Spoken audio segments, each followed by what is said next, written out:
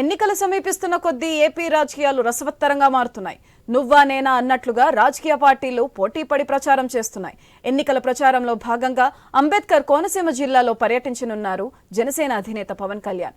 మండపేటలో నిర్వహించే వారాహి సభలో పాల్గొనున్నారు. జనసేన గాజు గ్లాసు గుర్తుపై ఏపీ హైకోర్టు తీర్పు ఇవ్వనున్నట్లు తెలుస్తుంది.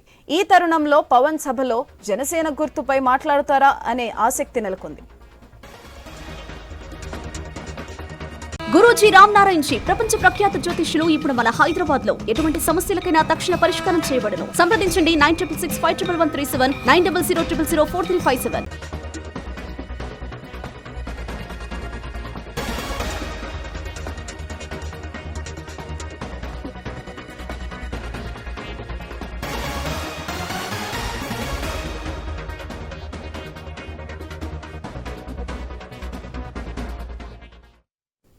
ఎన్నికలు సమీపిస్తున్న కొద్దీ ఏపీ రాజకీయాలు రసవత్తరంగా మారుతున్నాయి. నువ్వా నేనా అన్నట్లుగా రాజకీయ పార్టీలు పోటీపడి ప్రచారం చేస్తున్నాయి. ఎన్నికల ప్రచారంలో భాగంగా అంబేద్కర్ కోనసీమ జిల్లాలో పర్యటించనున్నారు జనసేన అధినేత పవన్ కళ్యాణ్. మండపేటలో నిర్వహించే వారాహి సభలో పాల్గొననున్నారు పవన్.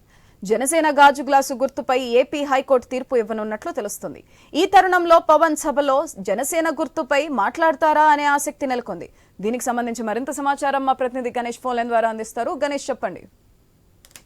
10 గంటలకు మండపేట నియోజకవర్గంలో పవన్ కళ్యాణ్ వారాహి యాత్ర జరగబోతోంది. మండపేట టీడీపీ నేత జోగేశ్వరరావు మద్దతుగా పవన్ కళ్యాణ్ ఎన్నికల ప్రచారంలో పాల్గొంటారు.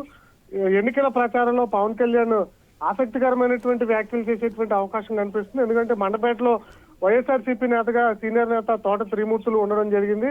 ఇటీవల ఆయన ఒక కేసుకు సంబంధించి తీర్పు రావడం, వైసీపీ నేతకు 18 నెలల పాటు జైలు శిక్ష పడినటువంటి సందర్భం, దళిత యువకులకి శిరోముండనం కేసు అనేది రాష్ట్ర వ్యాప్తంగా ఈ అంశం సంచలనం సృష్టించడం జరిగింది.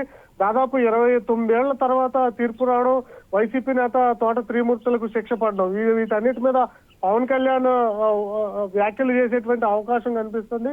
వైఎస్ఆర్సీపీ ప్రభుత్వం రాష్ట్రంలో దళితుల మీద చేసినటువంటి దమనకాండ ఏదైతే ఉందో దానికి సంబంధించినటువంటి అంశాలన్నింటినీ కూడా పవన్ కళ్యాణ్ ఇక్కడ ప్రస్తావించే అవకాశం కనిపిస్తుంది. దాంతో పాటుగానే ఎన్నికల గుర్తు అనేది చాలా కీలకం వైఎస్ఆర్ జనసేన పార్టీకి. ఏ పార్టీకైనా గెలవాలంటే అభ్యర్థి పేరుతో పాటుగానే ఎక్కువగా గుర్తు అనేది ముఖ్యం. కానీ జనసేన పార్టీకి ఈసీ ముందుగానే చెప్పడం జరిగింది. జనసేన పార్టీ అభ్యర్థులకే గాజు గ్లాసు కేటాయించాలని చెప్పి కేంద్ర ఎన్నికల సంఘం సూచించడం, ఆ సూచనలతో రాష్ట్ర ఎన్నికల సంఘం రాష్ట్రంలో ఉన్నటువంటి జిల్లాల కలెక్టర్లు, ఎన్నికల రిటర్నింగ్ అధికారులకు గాజు గ్లాస్ ను జనసేన అభ్యర్థులకే కేటాయించాలని చెప్పి ఆదేశాలు ఇవ్వడంతో ఆ రిటర్నింగ్ అధికారులు కేటాయించినటువంటి గాజు గ్లాసు కొంతమందికి స్వతంత్ర అభ్యర్థులకు కూడా కేటాయించడం జరిగింది. దీంతో తమ పార్టీ అభ్యర్థులకు ఇబ్బంది కలుగుతుందన్న అంశంతో జనసేన పార్టీ హైకోర్టును ఆశ్రయించడం జరిగింది. ఎందుకంటే ఇప్పటికే టీడీపీ, జనసేన, బీజేపీ ఈ 3 కూటమిగా వస్తున్నాయి. కొన్ని చోట్ల జనసేన అభ్యర్థులు బరిలోకి దిగితే కొన్ని చోట్ల టీడీపీ అభ్యర్థులు, పలు చోట్ల బీజేపీ అభ్యర్థులు. అయితే జనసేన అభ్యర్థులు గాజు గ్లాస్ తో పోటీ పడుతుంటే టీడీపీ, బీజేపీ అభ్యర్థులు పోటీ పడుతున్న చోట్ల కూడా గాజు గ్లాస్ అనేది ఉండడం జరిగింది. దీంతో జనసేన అభిమానులు కావచ్చు, కార్యకర్తలు, పవన్ కళ్యాణ్ అభిమానులు వీరంతా కూడా కన్ఫ్యూజ్ అయ్యి తిరిగి మళ్ళీ గాజు గ్లాస్ కి ఓటేస్తే మాత్రం అక్కడ తెలుగుదేశం పార్టీ, బీజేపీ పార్టీ అభ్యర్థులకి కొంత ఇబ్బంది కలిగే పరిణామం ఉంటుంది. దానివల్ల గెలుపోటముల్లో కూడా ప్రభావం ఉన్నటువంటి నేపథ్యంలో హైకోర్టును ఆశ్రయించడం జరిగింది. హైకోర్టు ఈ అంశం మీద ఎలాంటి తీర్పు ఇవ్వబోతుంది అనేది చూడాల్సింది. మేబీ గతంలో కూడా జనసేన పార్టీకి అంశంలో పాజిటివ్ గా హైకోర్టు ఉన్నటువంటి తీర్పు ఉంది. ఇవాళ తీర్పు వచ్చేటువంటి సందర్భంలో కూడా గుర్తులకు సంబంధించి జనసేన తమకు అనుకూలంగా తీర్పు కోర్టు నుంచి వస్తుందని చెప్పి ఆశాభావంతో జనసేన ఉండడం జరిగింది. ఇప్పటికే మనం చూసాం, మేనిఫెస్టోలు ఇటు వైసీపీ విడుదల చేసింది. నిన్న కూటమి మేనిఫెస్టో రావడం జరిగింది. ఇప్పటికే మేనిఫెస్టో ఇరు పక్షాలు విడుదల చేసి ఇప్పటికే జనాల్లోకి వెళ్లేటువంటి సందర్భం చూస్తున్నాం. పవన్ కళ్యాణ్ ఎక్కడ ఉంటున్నా కూడా భారీగా సభలలో వేలాది మంది కార్యకర్తలు తరలి వస్తున్నారు. అలాగే సీఎం జగన్మోహన్ రెడ్డి ఎక్కడున్నా ఆయనకి జనం తరలి వస్తున్నారు.